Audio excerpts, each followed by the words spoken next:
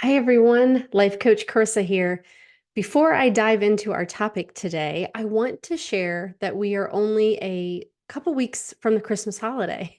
And it's so hard to believe that in just a few weeks, we will be closing out 2023 and beginning the 2024 year. As our kids grow older, our son is 22 and our daughter will be turning 15 in a couple months, and the holidays feel completely different for my husband and me.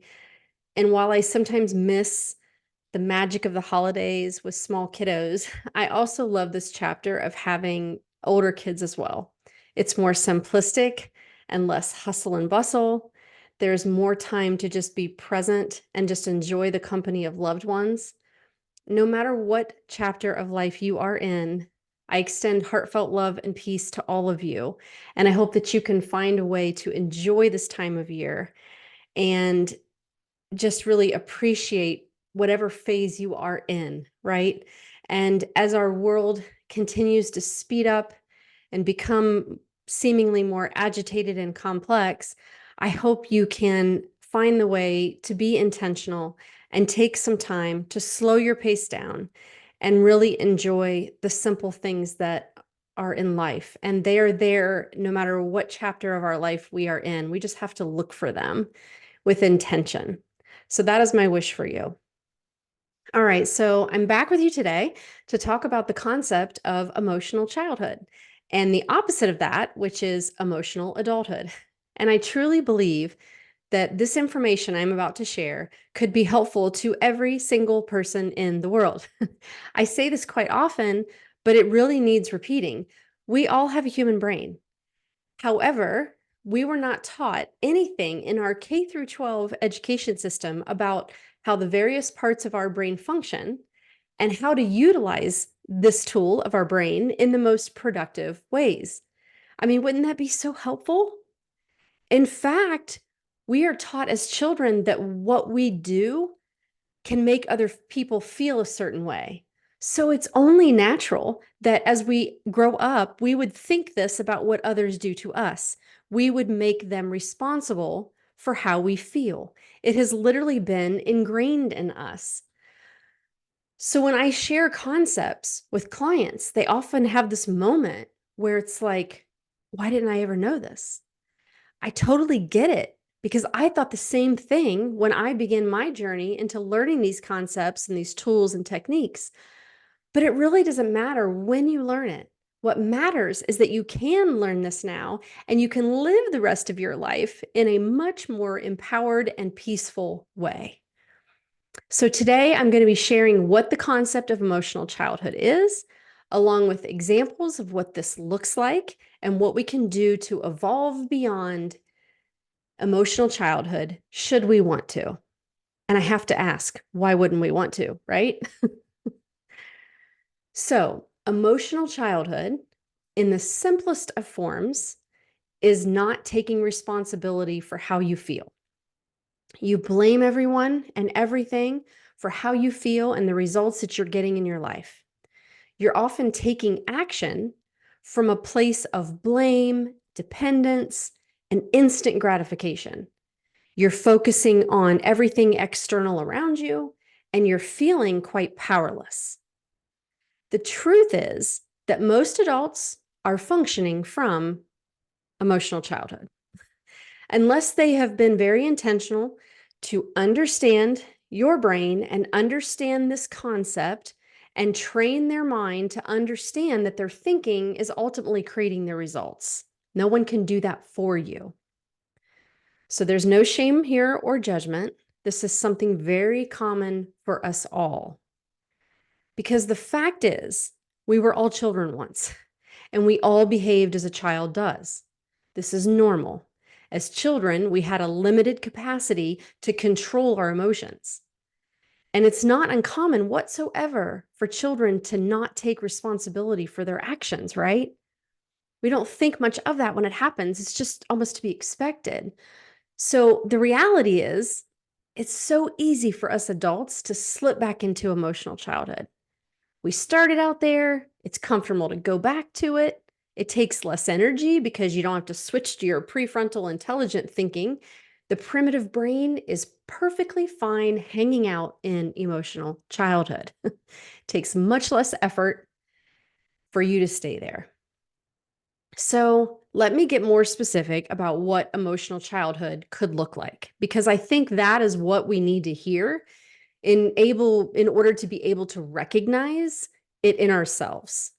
So this would be things like acting irrationally, being very selfish, not considering others, raising our voices, pointing out the flaws of others, throwing temper tantrums. Yes, we still can do that as an adult. Becoming frustrated or aggressive, maybe not creating or enforcing our own healthy boundaries, blaming everyone else for everything that's going wrong, acting like a victim to everything that's happening around us, lacking the ability to communicate in a productive manner, such as having difficulty in expressing their thoughts and emotions, becoming defensive during a conflict and denying that they've done anything wrong, and maybe even avoiding discussing the conflict altogether, right? Just wanting to avoid and make it go away. Lacking the ability to listen and hear what the other person is saying.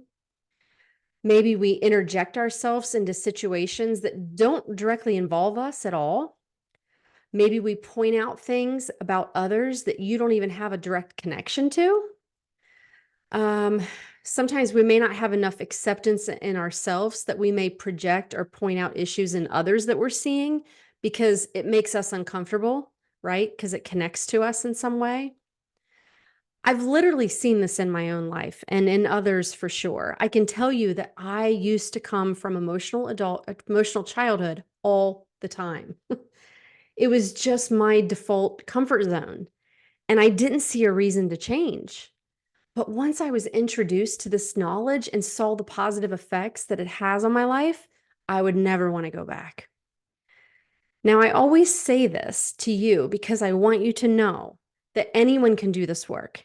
Anyone can make this change. I am not perfect. There's nothing special about me. I just strive to be better than I used to be continually evolving and growing as a person.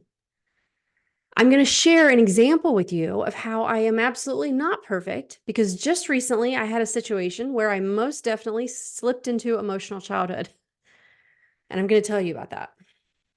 So, my husband and I had ordered an item as a Christmas gift for one of our kids, and it was an electronics item that you wouldn't really want to leave unattended on the front porch for very long, just because this time of year, sometimes things can happen with it disappearing. And my husband had said that this package may actually need to have a signature when it's dropped off. I didn't really research that to find out for sure. So all day I was on alert for the delivery person to come because our doorbell wasn't working currently. And it was later in the day when it actually arrived. And so the driver approached the door and I opened it just a bit to reach out and grab the package from him. But in the process of doing so, our dog Rosie, who has made it her mission to scare away all delivery people by barking at them through the window, squeezed by my legs out the door. The delivery person began to run, understandably so. She looks very scary. She's not, but she looks and sounds like she could be. And so now the chase is on. I followed trying to be calm and get her attention. But as our dog trainer recently told us, when a dog is in chase mode, they don't hear anything else. So I ended up going all the way across the street where she had him cornered, and I grabbed her. And my husband came out at that moment, picked her up, walked her back to the house. Now, after that happened, I was feeling so foolish because I knew better. I know Rosie does not like delivery people, and I know that she thinks it's her job to scare them away. And it didn't end up needing a signature anyway, so I really had no reason why I needed to take the package from him directly. I could have just let him put it down and leave and then go outside and retrieve it like we always do. So as I was in this process inside my own head, thinking about how foolish I was to create this whole situation, my husband had said a few words to me on his way back into the house and by me. It was really nothing all that terrible. It was probably just his reaction to becoming thrust into this commotion situation and not really knowing what was even going on until he was in it. But upon hearing those words, I allowed myself to totally go to emotional childhood. It prompted me to get defensive, and I ended up yelling and I placed blame on him. And even as I was doing it, I knew inside that I was showing up in full blown childhood. Like, it's kind of cool to have the awareness. But again, I'm not perfect because I let it happen, right? I ultimately didn't want to take responsibility for how I was feeling. And everything that happened after that initial mishap didn't need to happen. And I eventually realized it and began to take responsibility for it much later. And that honestly felt so much better than what I was doing before. So it really was my thinking about what he had said that triggered an emotional reaction in me. And I didn't pause and reset before reacting. So, can you see how this happens so quickly? Can you think of situations you've been in that went down like this? I hope so. I know I'm not alone. And so that was an example of where I let myself slip back into emotional childhood, and it did nothing good for anyone that was involved in this. Another situation that I witnessed just this week while driving, I mean, oh, how simple. Oh, how just the act of simple driving is becoming an adventure. What is supposed to be simple is not so simple anymore. I was in a turn lane, and as I was approaching the light, it was turning yellow. And I could have gone and ignored it, but I knew with the timing that it was going to turn red like as soon as I was getting into the intersection. So I slowly applied the brakes and I stopped. And of course, it turned red very quickly. The driver behind me was not happy with my decision and proceeded to honk and gesture to me, which I saw from my rearview mirror. I thought, wow, isn't that crazy? I would have barely made it through the light. So clearly he would be in the exact same position he is now in waiting on the light. What made him react that way? Okay, so maybe he was stressed and just needed to get somewhere. But the actions that he took next clearly were coming from emotional childhood, which did nothing to help him, right? If I could have been able to know more about what was happening within him, those sorts of things were just amping up his emotional energy in a negative way, right? There was nothing positive that was coming from those actions that he took from that very childish place. So, those were some real examples that I could share with you. But, let's say something was, let me just make up another example. Let's say something was impressed upon you as a child. For example, maybe you were always told that it's rude not to send a thank you card after receiving a gift. If this was a belief that was imprinted on you as a child, you could now, as an adult, have heavy judgment and frustration over someone not doing that.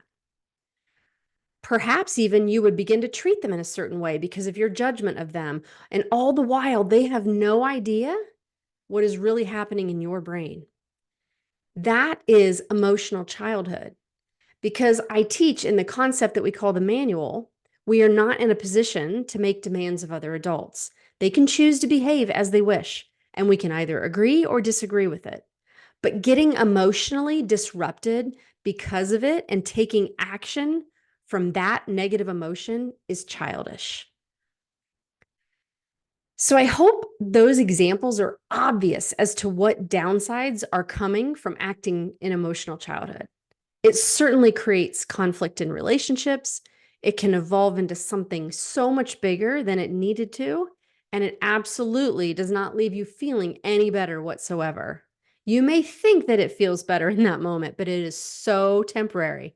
You have the tantrum, you react, but it does not leave you in a better place at all. Usually, you just have now added more to the existing mess that you need to clean up. Okay.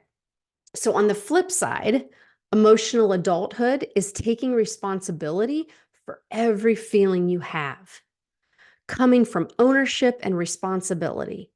It comes from an internal place and it's very powerful. It's also about delayed gratification, which is something that our primitive brain is not a big fan of. So you are taking full responsibility for how you're feeling, no matter what someone else is doing or saying. We take control of our own thinking and don't blame other people when we're in emotional adulthood. So, how about we look at some examples of what emotional adulthood would look like? This would be things like displaying maturity when discussing a situation, accepting responsibility for your part of a problem, practicing patience and speaking calmly, not jumping to conclusions, not looking for flaws and missteps in others, maybe giving people the benefit of the doubt, maybe challenging yourself with how else could I look at this? Or how else could I think about this? What could also be true here that I'm not seeing initially? Maybe it's coming to terms and recognizing that there is no emotion that's going to harm you physically. There's no emotion that can kill you. You can feel them all, and it will not be that awful. Our brain tells us it will be. We don't want to feel this, but you can handle it. I promise you.